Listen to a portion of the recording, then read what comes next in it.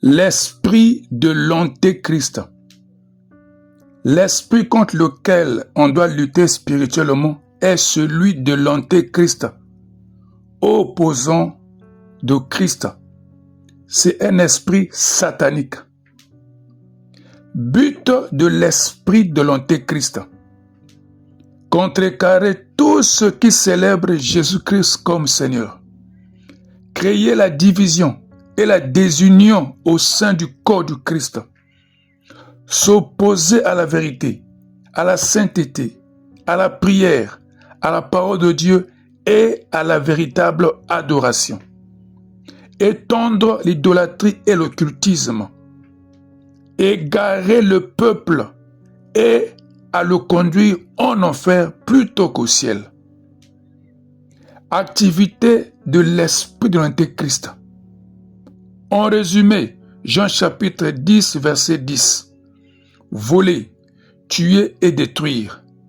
Mais ces activités comprennent en outre renier Christ. 1 Jean chapitre 2, verset 22. Matthieu 10, verset 33. Tromper. 2 Corinthiens chapitre 11, verset 13 à 15. Matthieu 24, verset 5. 2 Jean 7.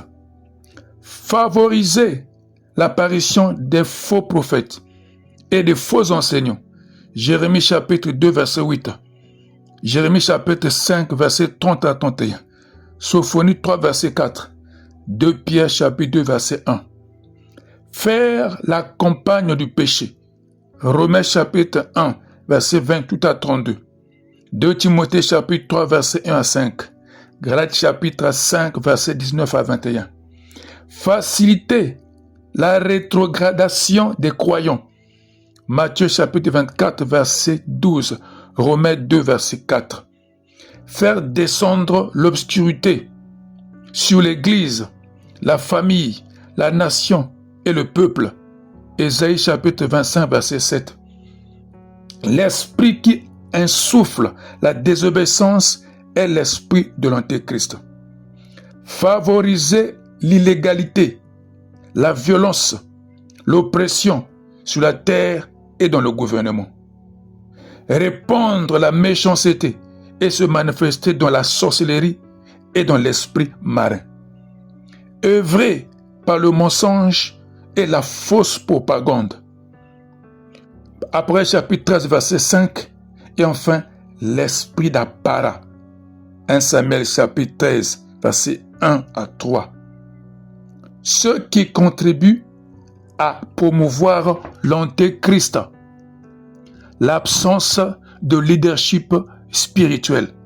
Exode 32, verset 1 à 2. Association maléfique ou compromis. 1 Roi chapitre 11, verset 4.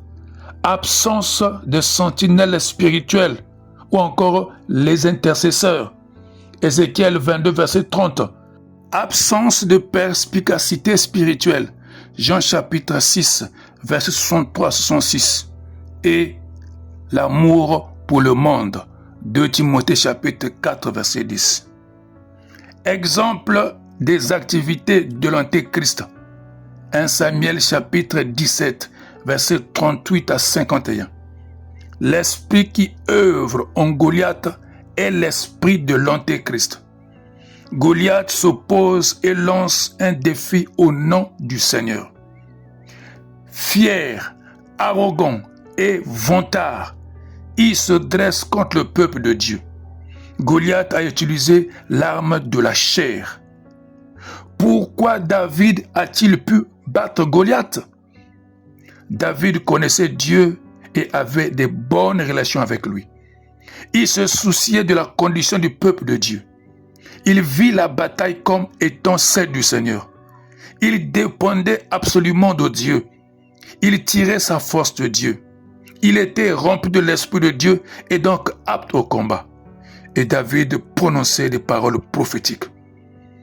Que doivent faire les intercesseurs avec l'esprit de l'antéchrist? Les intercesseurs doivent ressembler à David et stimuler à relever les défis qui défient le nom de l'Éternel. se préoccuper de la condition du peuple de Dieu, être spirituellement sensible, recevoir de Dieu la stratégie de combat contre Goliath, donc l'antéchrist de notre génération, de notre temps, lutter à partir du ciel contre l'esprit de l'antéchrist, délivrer l'Église de cet esprit par l'intercession.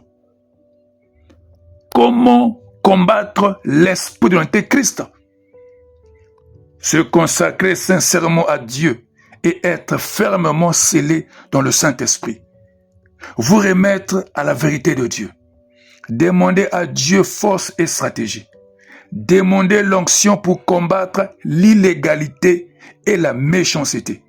Demandez à Dieu de confondre les faux prophètes et les faux enseignants. Luttez contre celui qui s'oppose à la vérité. Vaincre l'esprit de mensonge dans l'Église. Et enfin, faire des prières et des proclamations prophétiques. Ô Seigneur éternel, au nom de Jésus, oins-moi par ton esprit pour combattre contre l'esprit de l'antéchrist qui s'oppose à la parole de Dieu, à l'œuvre de Dieu et à l'Église du Seigneur. Au nom de Jésus-Christ de Nazareth.